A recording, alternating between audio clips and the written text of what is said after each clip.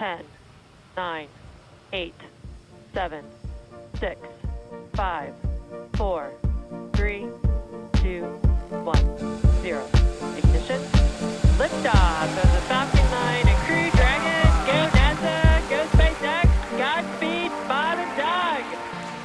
If you come to the Space Coast of Florida, you'll see RVs lining the water's edge in preparation to see a launch. And you won't have to wait long, as 2022 was a record year for launches, successfully sending up 180 rockets into space, with SpaceX driving the pace. Kind of surprised it wasn't on our list, actually. I know. This is a huge RV destination location. And there's things going off here all the time. There are. NASA's been busy lately. In many ways, it's a new paradigm at NASA and space innovation with commercial partners such as Boeing and SpaceX. NASA invited us to share with you the SpaceX Crew 6 launch from Kennedy Space Center in Florida, launching from the historical 39A launch pad. We've been here a few days and have so much to share with you, from where the amazing rockets are assembled, how they're moved to the launch pad, and blasted into space. In preparation for next week's episode and the Crew 6 launch, we have a very special guest for you to meet, Lieutenant Colonel Scott Poteet. Not only is he a fellow RVer, eager to hit the road in his Airstream, but he's also a fighter jet pilot, former United States Air Force Thunderbird, and now an astronaut going into space on the Polaris Dawn mission scheduled for this summer. Well, you must have been a pretty decent pilot if you became a Thunderbird. Yeah. I guess that's one thing I have is skill set wise is hand-eye coordination. While we're still at NASA collecting footage and waiting for this countdown, we thought it'd be helpful to get some insight and personal perspective from an astronaut preparing to go into space.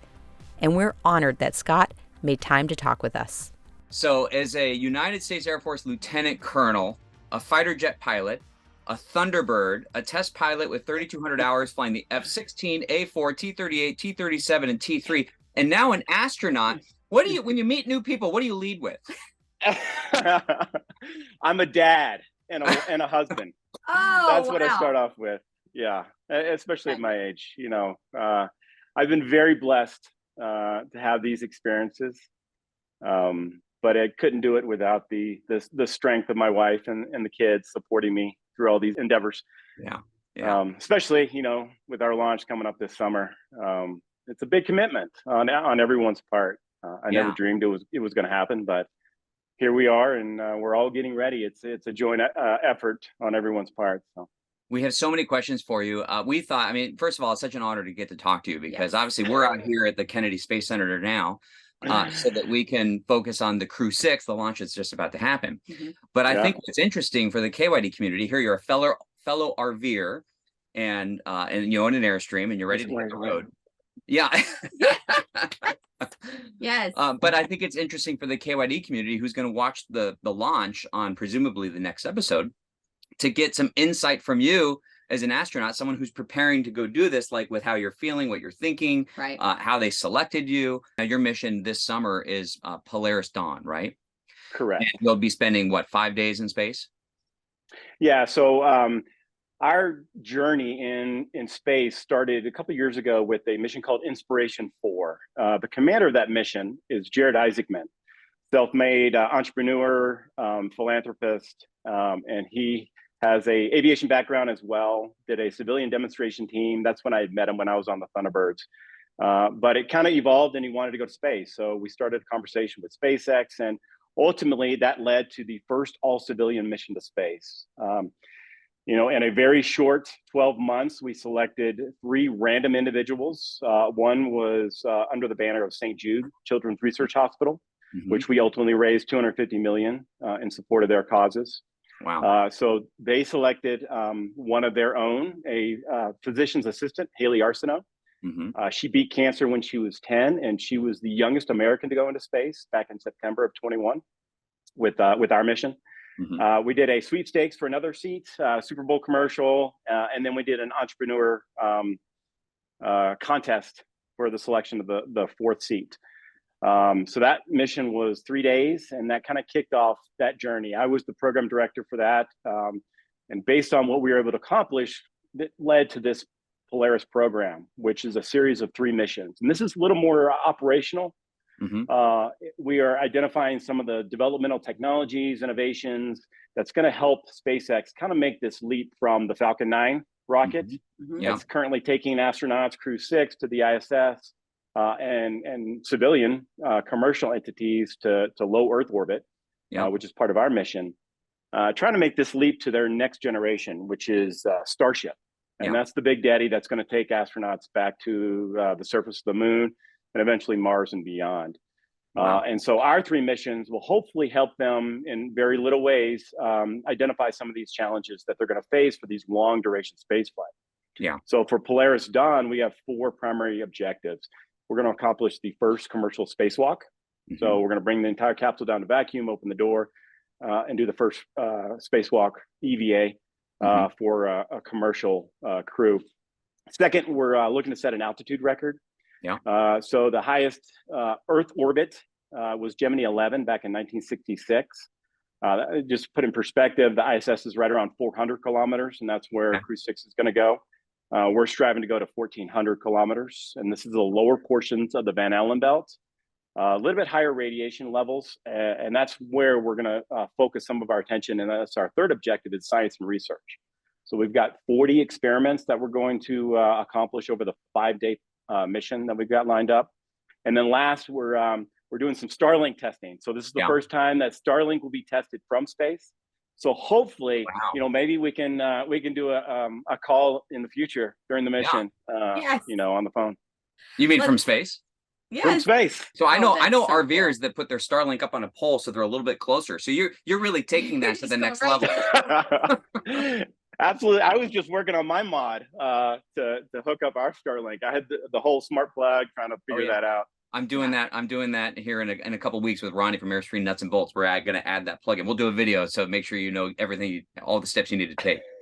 Absolutely. Okay, so here's the thing. NASA invited us to come out along with some other creators. And what we have seen over the past 48 hours, which has been amazing, is that it's really a collaborative effort. And so exactly what you're saying, in 5 days, you're going to do 40 experiments. You're going to be bringing information back, and then that's going to be a piece of the puzzle. And what I really had access to yesterday, and I would love for people to understand, is that these are all pieces in a bigger pie to go to the moon, to use the moon's resources so that they can establish a testing ground to eventually go to Mars. And so that collaborative notion is really the neatest part of what we've been exposed to in the past couple days. So as part of a whole team that's going up, what are some of the things that you do in preparation together to go out and accomplish these missions successfully? It truly is a collaboration that's going on. It's a new space age. It's amazing what the commercial entities, organizations, companies are accomplishing alongside NASA's efforts. There's a huge legacy of what they were able to accomplish, and we wouldn't be able to be where we're at and where we're going without those accomplishments that NASA has accomplished. That's over, a 65-year period. So it's truly amazing. But it is a collaboration. We're working right alongside NASA. We train not only at SpaceX headquarters in Hawthorne, but we're also training at Johnson Space Center and Kennedy Space Center there as well for more of the launch-related training requirements that we have to ensure that we're ready for our mission. But just watching, my introduction behind the scenes is only a couple years old, and what I've seen SpaceX accomplished over the last few years is absolutely amazing. I mean, we frequently go down to Starbase, which is Boca Chica down in Texas, where they're working on Starship. And it's very akin to watching the development of a fighter base, be stood up in like Afghanistan. One day we'll be there and it's just like tents, it's basic structures. And then we go back a couple weeks later and it's just huge hangars, bays. They have nose cones of these starships, which are enormous. I mean, it's hard. If you look online, you can kind of see some comparison between rockets, the Falcon 9, the shuttle, SLS, and now Starship. And the the magnitude of growth between these rockets and what they're going to be able to accomplish in the future is just, it's hard to put your brain around. In fact, actually, it's really cool. You guys should go down there sometime. They have a whole fleet of Airstreams. Oh, really? Based on the limited infrastructure that they've been able to stand up, they house all their employees and VIPs and visitors in these Airstreams. Oh, that's awesome. I'd say there's at least 3 or 4 dozen of them down there now. Wow. Oh, that's pretty so cool. neat. So, okay, how are you feeling? I mean, you're going to space in the summer. What are the emotions? You know, what are the thoughts? Training's been awesome. We started over a year ago. There's various phases that we go through. The basics, we get in the simulators, learn all the procedures, the contingency operations to be able to handle emergencies, work together as a crew. We have a crew of 4, Jared, myself, and then Anna and Sarah, our 2 engineers from SpaceX that are part of our crew.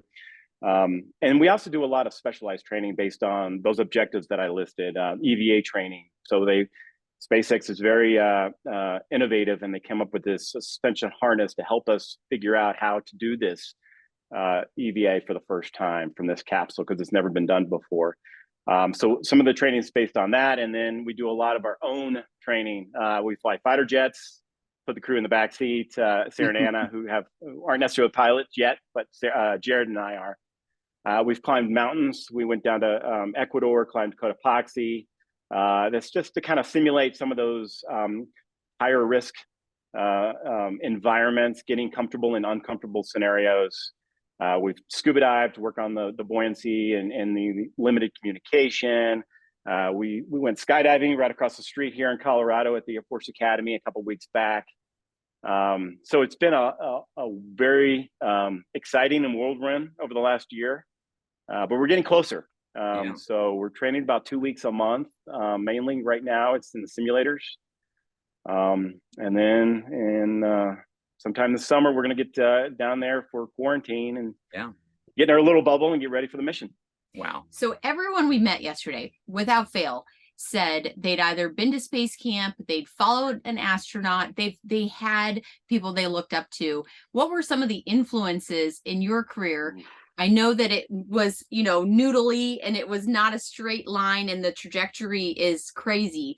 But if there was something that helped inspire you, something that maybe parents can help kids turn their focus to, can you attribute anything? The path to space exploration is certainly going in a lot different directions now based on the historical careers that NASA astronauts have gone. Typically they were test pilots back in the 50s and 60s, and then eventually it became engineers. Now it's going to open up dramatically, and that's what we accomplished with Inspiration 4. We just wanted to knock down these barriers. Haley was the first human with a prosthesis based on her recovery from her cancer. Cyan Proctor, who was on the crew as well, was the first Black pilot of a spacecraft. So we're trying to knock down all these barriers, and it's only going to open up these opportunities in the future. As far as my path, certainly a little bit different. I always looked up to astronauts. I grew up in the 80s and 90s watching the shuttles launches. Krista McAuliffe was from New Hampshire, and that's where I grew up. So she was certainly an individual that I looked up to. And then obviously the Mercury, Gemini pilots were big inspirations for me as well. But I never dreamed it was going to happen. I didn't have the grades. I was very challenged academically, C and D type student, but I was very passionate about wanting to fly. So I went to ROTC at the University of New Hampshire, pursued being a pilot, deathly airsick. Wow. Initially, but I overcame that challenge just because I was so dedicated and driven to be a fighter pilot. So thankfully that happened. And then along the way, I've had these great opportunities. I met Jared while I was a Thunderbird on the air show circuit, and that kind of that relationship developed and gave me this opportunity to go to space. Well, you must have been a pretty decent pilot if you became a Thunderbird. Yeah. I guess that's one thing I have is skill set wise is hand-eye coordination. But Okay, so I understand on the Polaris Dawn, your mission this summer, you're sporting a new astronaut suit. Is that right? we are, yes. So in standard SpaceX fashion, that organization is unbelievable. They're all like 28, 29-year-old brilliant engineers. Mhm. There's 11,000 employees at that company, and we're mesmerized and amazed every time we go train in Hawthorne at their headquarters. But yes, their team is dedicated to developing from scratch. And this is not some billion-dollar 10, 20-year program. This is something they started a year ago. Wow. And this will be their prototype. And the concept behind this technology is as we look towards the future and going back to the lunar surface and Mars, and flying these starships of up to 100, 150, astronauts on these vehicles, you have to develop technology that's going to able to handle that type of capacity. Mm-hmm. So they are utilizing this opportunity. The IVA suit they currently use, the Crew 6 is going to wear, they have taken that as the baseline and developed it into this EVA suit, improve the mobility, reinforce some of the different layering, thermal. Obviously, you got to account for the challenges of temperature deviations once you do open the capsule. So they're coming up with new technology, new innovation. Everything's really cool. I don't know where I can describe some of these elements based on proprietary, but come launch, we'll release it to the world when we step out. All I'm thinking is you're going to space for you the first time in a test suit. Right? I mean, what's the problem with that?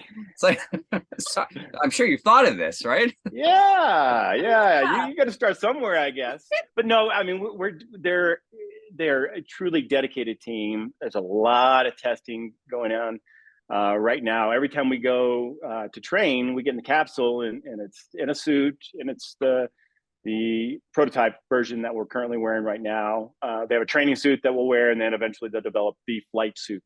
Yeah. And those are all tested, vacuum tested. We'll get into the suits, get into a vacuum and test them. So it's building our confidence every time we go, and we have no doubt this is going to be a successful mission. All right, what do you So think? on a lighthearted note, let's talk about traditions, because I was doing a little research. Okay. Supposedly there's a cake that you take a picture with. There's a card game. People have their own traditions. I'd like to know more. Yeah. There's a lot of traditions throughout this community, fighter pilot community. We have adopted some of the astronaut traditions. We've come up with some of our own. A lot of them happen right before launch. So as far as the sequence, there's quarantine, so you're hanging out with the family, immediate family, for, I think NASA does a couple weeks. We're going to do about a 10-day quarantine. And then, leading up to, you have your first meal of the day, not your last meal, it's your first meal of the day. You say goodbye to your family, and then you go get suited up. And that's where some of these traditions happen. As you're getting suited up, right before you go outside the door, get in the Teslas and head up to the pad. Those have been ongoing for generations, since the Mercury days. I had the privilege, we flew over the show. We did a Cape Canaveral air show on the Thunderbirds back in 2007, and we got to go meet Gene Kranz and go out to the astronaut. Back then, it was like a single wide that was on the beach right next to the launch pad. I think it still exists in some form or fashion, but you walk into this, it's simply a trailer, and they had all these elements and remnants of some of these traditions, like bottle of booze with their patch slapped on the side of it, and something they consumed right, the days leading up to the launch. But it's all just part of the camaraderie, the teamwork. I mean, we're with your crew for a year plus, getting ready for this Hey, help us real quick understand, especially those that might not be following space. Of course, it's changed so much now. I mean, it's really, Yeah. I mean, it's always been fairly progressive in terms of the technology, but now things are really happening at a quick pace. So exponentially, right? Because the shuttle, it used to be the shuttle that go to the moon or go up into space and the International Space Station, and now they're using the Falcon 9, which is the rocket. And then on top of the Falcon 9 is the capsule, and I guess that's called the Dragon. So can you help kind of orient the viewers to what these things are called and puzzle. All the pieces? Absolutely. So you got the Falcon 9. This is the first stage. It's full of rocket propellants.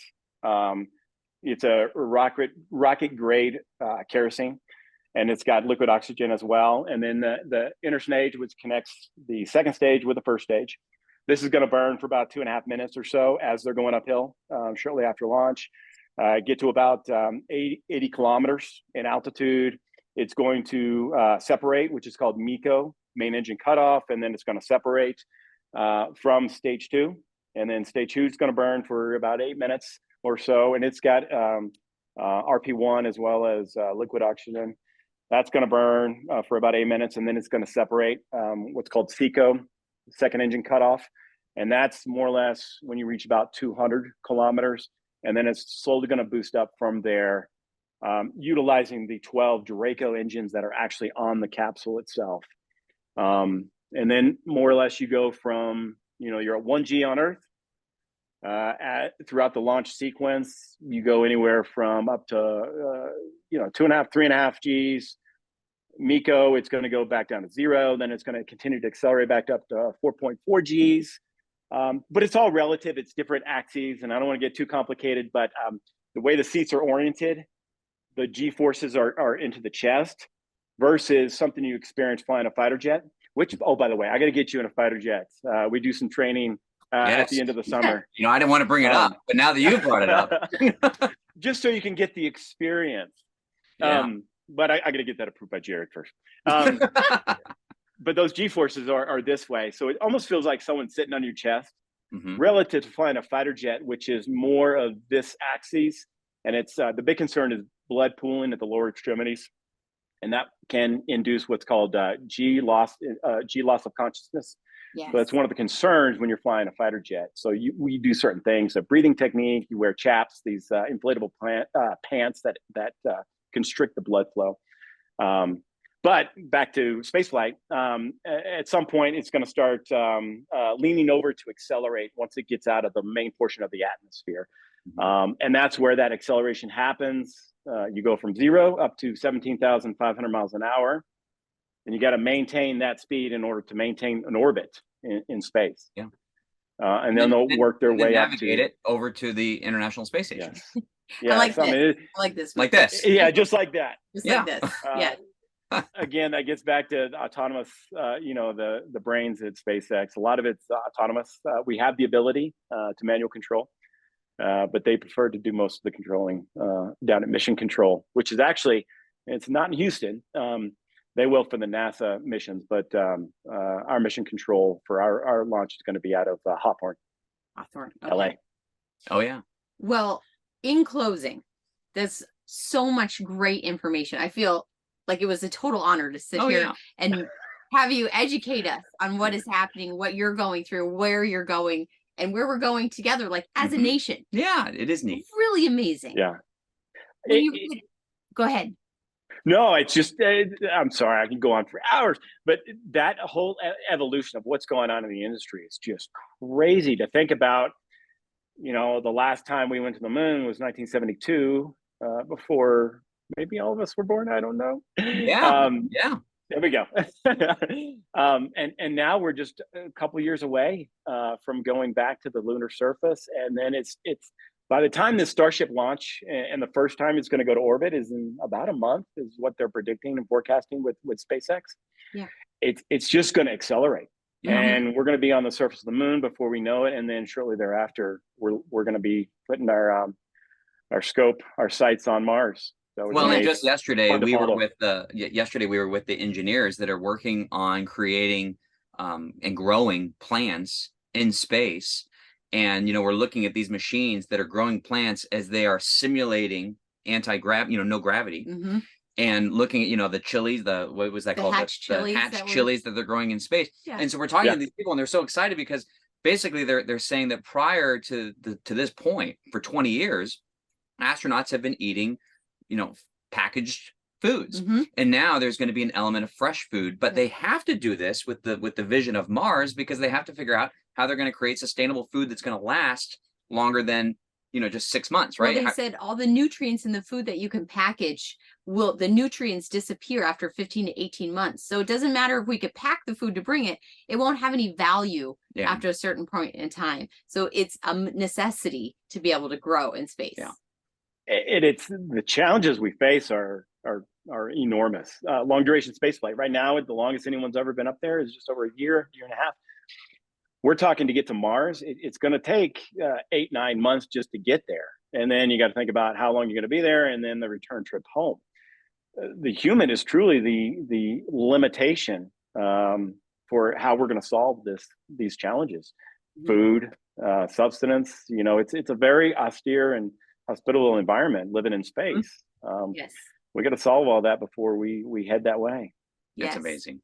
Well, we have a lot to share in the upcoming episode as we toured NASA, and we looked at the crawler, and we went into the huge building where they basically are stacking everything. And so there's a lot to share. But certainly, like Trish said, this is an honor just to get your perspective as an astronaut and someone who's got this mission coming up in the summer. So I think it was kind of neat to make it real for the KYD community, of which you're a part of, and we're grateful for that, which is very cool. I do think, though, that after your mission, you know, we had to focus on Polaris Dawn and get and make that a success, and then we have to come up with a good operational code name for Get Mark in a fighter jet. So As Mark works on his breathing exercises and crosses his fingers for a fighter jet experience, Caleb and I will get back to work here at NASA, capturing the Crew 6 launch to share with you next Sunday, which of course is operationally dependent, a phrase we've heard many times now. So, operationally dependent, we'll see you next Sunday. T-minus 15. 10, 9, 8, 7, 6, 5, 4, 3,